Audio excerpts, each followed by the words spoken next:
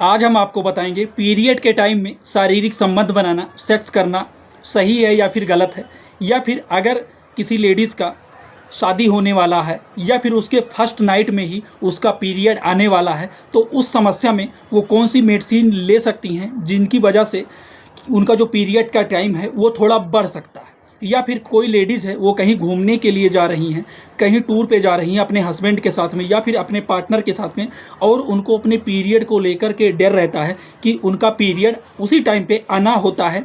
तो क्या ऐसी कोई मेडिसिन है जो दवा लेने से जो उनका पीरियड का टाइम है वो रुक जाए या फिर बढ़ जाए?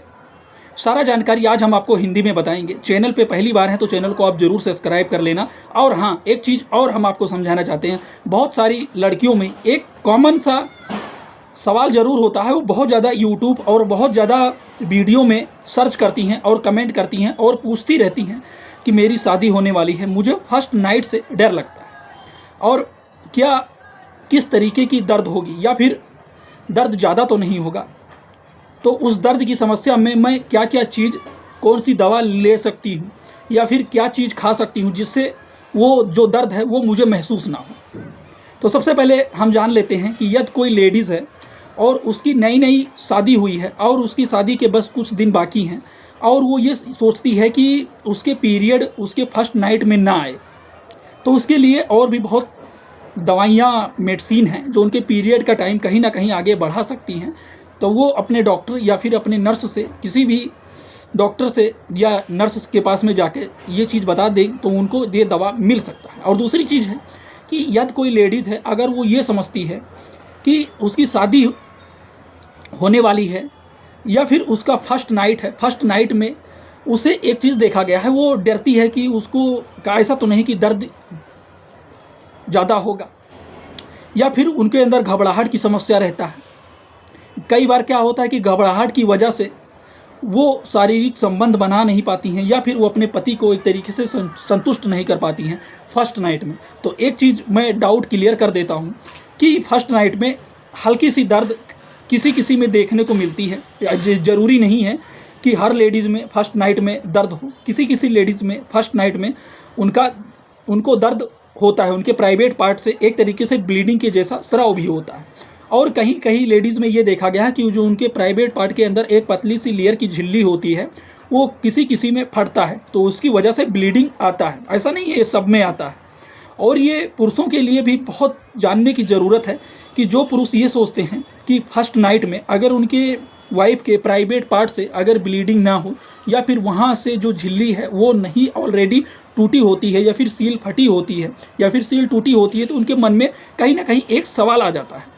वो फर्स्ट नाइट में ही अपनी वाइफ को वो बहुत सारे क्वेश्चंस भी, बहुत सारी ऐसी बातों में उलझाना या फिर बातों को घुमा फिरा करके पूछना कि तुम्हारे प्राइवेट पार्ट से ब्लीडिंग क्यों नहीं हुआ या फिर तुमको दर्द जैसी चीज़ें क्यों नहीं हो रही हैं शारीरिक संबंध बनाते टाइम। तो इसके बहुत सारे रीज़न हैं। ज़रूरी नहीं है कि हर लेडीज़ को शारीरिक संबंध बनाते टाइम फर्स्ट नाइट में या फिर उससे दर्द जैसी चीज़ें हों, ये बहुत कम लोगों में देखा जाता है। और जो झिल्ली का सवाल है, यानी जो पुरुष क्वेश्चन करते हैं अपनी पार्टनर से या अपनी वाइफ से पूछते रहते हैं कि तुम्हारा झिल्ली नहीं या फिर तुम्हारे प्राइवेट पार्ट से ब्लीडिंग जैसी चीज़ें क्यों नहीं हुई, तो इसके बहुत सारे रीज़न हैं। जो वहाँ पे लेयर होती है, पतली सी लेयर होती है उनके प्राइवेट पार्ट के, मतलब होल के अंदर एक तरीके से, वो किसी भी कारण से पहले फट सकती है।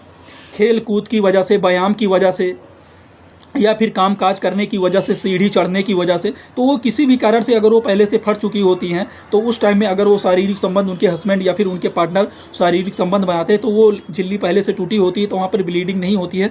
तो इससे किसी भी प्रकार से अपने वाइफ पर कोई भी ऐसे टॉपिक पर बात छेड़ना या फिर डाउट करना, शक करना, ये किसी और से शारीरिक संबंध बना चुकी है तो ऐसी कोई बात नहीं होती है। सील टूटने का बहुत सारे रीज़न हो सकते हैं और किन्हीं लेडीज़ में ये समस्या देखा जाता है कि उनको हल्का सा दर्द फर्स्ट नाइट में महसूस होता है, तो उससे उनको परेशान होने की ज़रूरत नहीं है। कोई भी दवा, कोई भी मेडिसिन लेने की ज़रूरत नहीं है। अगर दर्द ज़्यादा है तो वो अपने हस्बैंड से या फिर वो अपने पति से या फिर अपने वो पार्टनर से बोल सकती हैं। अगर उनको दर्द जैसी चीज़ें हो रही हों तो फिर आप उस टाइम के लिए या फिर आप शारीरिक संबंध उस टाइम ना बनाएं। तो खासकर एक बात और जान लीजिए कि यदि कोई लेडीज़ है और अगर उसके फर्स्ट नाइट में ही उसको पीरियड जैसी चीज़ें आ गई या फिर उसका पीरियड आ गया, उसके फर्स्ट नाइट में ही, या फिर वो लेडीज़ कहीं पर टहलने गई है और उसका पीरियड आ गया, तो पीरियड के टाइम में क्या शारीरिक संबंध बनाना सही है? क्या शारीरिक संबंध बनाया जा सकता है? किसी प्रकार की कोई दिक्कत समस्या तो नहीं होगी? तो हाँ, आप बिल्कुल शारीरिक संबंध बना सकते हैं, इसमें किसी भी प्रकार की कोई दिक्कत समस्या नहीं हो सकती है। और हाँ, एक चीज़ आप ध्यान रखेंगे, अगर आपका पीरियड आने वाला है, चाहे वो लेडीज़ हो या फिर पुरुष हो, तो लेडीज़ के लिए भी फीमेल कंडोम आता है, वो फीमेल कंडोम का यूज कर सकती हैं, या फिर पुरुष के लिए आता ही आता है। तो दोनों में से कोई एक फीमेल कंडोम यानी मेल यूज़ कर सकती है या फिर पुरुष यूज़ कर सकती है। दोनों में से कोई एक कंडोम का सहारा ले करके, कंडोम का सहारा यूज करके वो आराम से शारीरिक संबंध बना सकते हैं और उन्हें किसी भी प्रकार की कोई दिक्कत समस्या नहीं होगी, चाहे वो लेडीज़ हो चाहे वो पुरुष हो। ठीक है। और एक चीज़ और ध्यान रखना, अगर जैसे कि आप कहीं टहलने गए हैं या फिर लेडीज़ का फर्स्ट नाइट है, अगर उसका पीरियड का टाइम चल रहा है या फिर पीरियड आने वाला है, उसमें आप शारीरिक संबंध बनाना चाहते हैं और अगर आप ये ध्यान रखना चाहते हैं कि वो प्रेगनेंसी ना हो, मतलब वो प्रेग्नेंट ना हो, तो उस समय आप कंडोम का यूज़ करिए। ये आपके लिए काफ़ी ज़्यादा बेनिफिट रहेगा। कंडोम का यूज़ आप ज़रूर करें। आशा है छोटी सी जानकारी अच्छी लगी होगी। चैनल पे नए हो, चैनल को ज़रूर सब्सक्राइब कर लेना। हम ऐसे ही जानकारी भरी वीडियो आपके लिए लाते रहते हैं। फिर मिलते हैं आपको नए टॉपिक पे, नई चीज़ों के बारे में जानकारी लेकर के। ये वीडियो जानकारी उद्देश्य के लिए बनाया गया है, जानकारी पर्पज़ के लिए बनाया गया है।